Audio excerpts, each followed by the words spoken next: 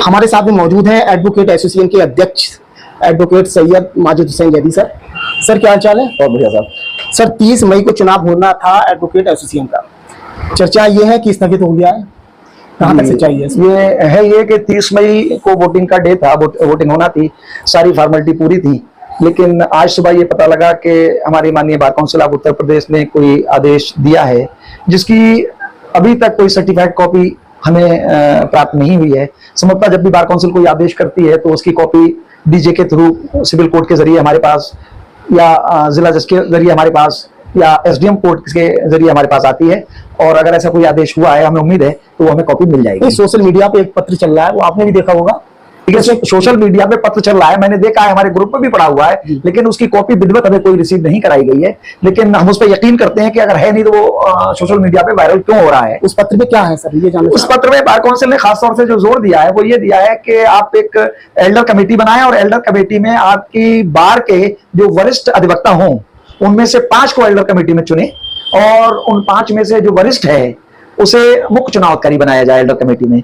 दूसरे ये है कि आपने जो जोर दिया है बार काउंसिल ने कि सीओपी नंबर जिन अधिवक्ताओं के पास है, सर्टिफिकेट ऑफ प्रैक्टिस जिनके पास है, वही मतदान में भाग ले सकेंगे और वही चुनाव लड़ सकते हैं। वन वोट का नियम है कि कोई भी अधिवक्ता किसी एक ही बार का मेंबर होगा और एक ही बार में वोट कर सकता है। इसमें सर 2 दिन चुनाव के रह गए थे, या 27 तारीख है, 28, 29 और 30 को मतदान होना था जी। एकदम ऐसा क्या हुआ, आदेश आ गया? क्या कोई शिकायत करी गई थी या क्या? जी, हमारे पूर्व अध्यक्ष रविंद्र पाल जी जो थे, उन्होंने कोई शिकायत की है बार काउंसिल में। उन्होंने शिकायत पहले हमारे एल्डर कमेटी को भी दी थी कि कुछ अधिवक्ता ऐसे हैं कि जो प्रैक्टिस नहीं करते हैं और उनके बोर्ड बना दिए गए हैं। तो यदि उसमें एप्लीकेशन में उन अधिवक्ताओं का नाम लिखा होता तो उन पर हम विचार करते। अब हमारे पास जो 190 की लिस्ट है, हम किस अधिवक्ता को कहें कि वकालत नहीं कर रहा है? ये व्यक्तिगत अगर इस चीज को वो उठाते तो कमेटी हमारी और हमारी जो कार्यकारिणी है उस पर विचार करती। और मेरी जानकारी में अभी तक ये है कि 190 की जो सूची जारी हुई है उसमें सारे के सारे अधिवक्ता वकालत करने वाले हैं। कोई भी अधिवक्ता ऐसा नहीं है कि वो आउट ऑफ प्रैक्टिस हो, कोई काम और करता हो और मतदाता सूची में। जो पत्र जो मैं देख रहा हूँ उसमें ये आ रहा है कि सीओपी नंबर होना चाहिए, वो ही चुनाव लड़ सकते हैं, वो ही वोटिंग कर सकते हैं।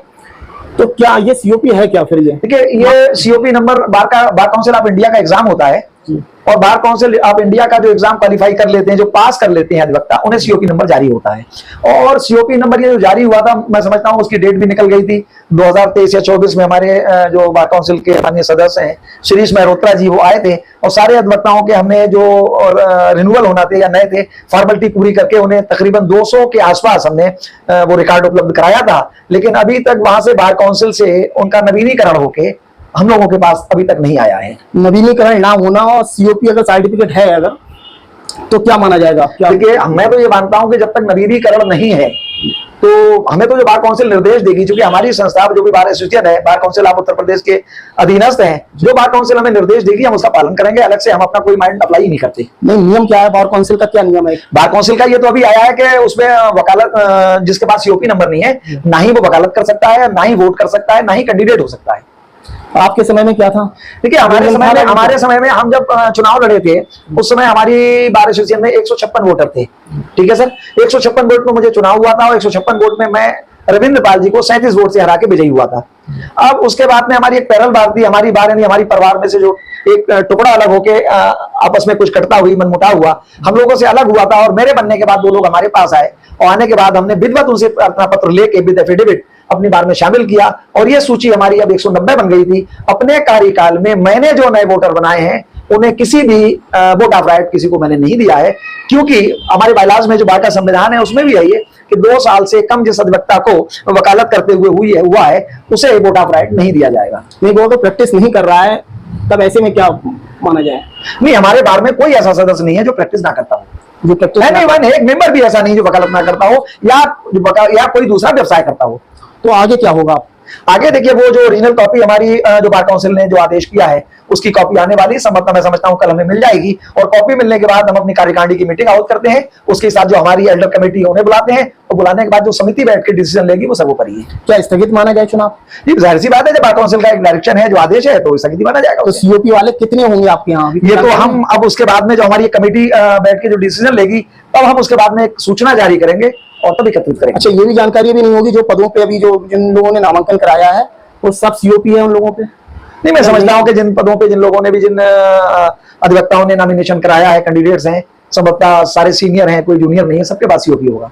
तो ये वजह क्या लग रही है आपको, चुनाव इतने निकट आ गया और शिकायत और फिर ये आदेश आना? ये तो शिकायतकर्ता की मर्जी है, वो क्या चाहता है, वो हमारे अधिवक्ता साथियों को क्यों दुख देना चाहते हैं। सर विधिवत कार्य हुआ है, सब विधिवत नॉमिनेशन हुए हैं, नाम वापसी हुई है, और उसके बाद में पर्चों की जांच हुई है, अंतिम मतदाता सूची जारी हुई है, और उसके बाद में लोगों ने इतनी मेहनत की है, बेचारों ने संपर्क कर रहे हैं, और उन सबकी मेहनत पे एकदम आदेश आने के बाद में पानी फिर गया और नर्वस है सब नर्वस है, सब नर्वस है। तो क्या कहेंगे अब जो आपके जो वोटर हैं, जो अधिवक्ता हैं, क्या कहेंगे? मैं तो अपने साथियों से, अधिवक्ताओं से ये कहूंगा भाई कि सत्य की जीत होती है, इंतजार कीजिए और आने वाला कल बेहतर होगा, और आज कैंडिडेट थे, कल भी बनेंगे, कल विजय प्राप्त होगी। नहीं, सत्य की जीत मतलब असत्य, सत्य कौन है? देखिए, असत्य ये झूठे जो इल्जाम लगाएंगे असत्य है। जो झूठे इल्जाम लगा के एप्लीकेशन में bar council of Uttar Pradesh को गुमराह किया गया है, ये असत्यता है, सत्यता से इसका कोई वास्ता नहीं। क्या पता है जिनने शिकायत करी हो कुछ एविडेंस हो, कुछ आधार हो?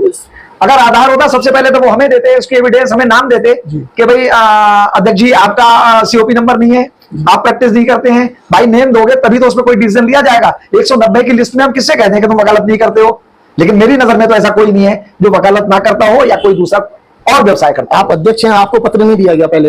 ना, हमें कोई पत्र नहीं दिया गया। हमारी बार का जो एक ग्रुप है मोबाइल, उस पे एडवोकेट प्रैक्टिशनर के नाम से उस पे डाला गया है, और एक रविंद्र पाल जी के बेटे उपेंद्र पाल एडवोकेट जो है, उन्होंने मेरे व्हाट्सएप पे भी एक लेटर वो डाला है। आप एडवोकेट हैं, फिलहाल कल की मीटिंग के बाद में कानून क्या कहता है, अगर यही नियम में आ रहा है जो पत्र में जो लिखा हुआ है? देखिए साहब, मैं अकेले डिसीजन लेने वाला कोई नहीं हूं, क्योंकि पूरी कमेटी होगी, एल्डर कमेटी होगी, और वो लेटर भी होगा, उनके सम्मुख रखेंगे, और रखने के बाद में जो समिति फैसला लेगी वो सर्वोपरि है, वही मुझे मानना है। क्योंकि आप अध्यक्ष बने, आपके समय में 2 संस्थाएं थी वकीलों की, आपने दोनों को एक करा दिया और आप अध्यक्ष बने, तो बड़ा सुनहरे अक्षरों में आपका नाम लिखा हुआ है। लेकिन अब देखिए साहब, है ये कि हर एक जानता है कि परिवार का विघटन हर एक को बुरा लगता है। वो भी संस्था जो थी, हमारे भाई थे, हमारे साथी थे, हमने गलती की या उन्होंने गलती की, किधर से क्या हुआ, अगर इस चीज की गहराई में इवेंट में जाओगे और तो कहीं समझौते नहीं होते। समझौते का मतलब ये कि जो हुआ वो हुआ, आइए गले लगिए बैठिए।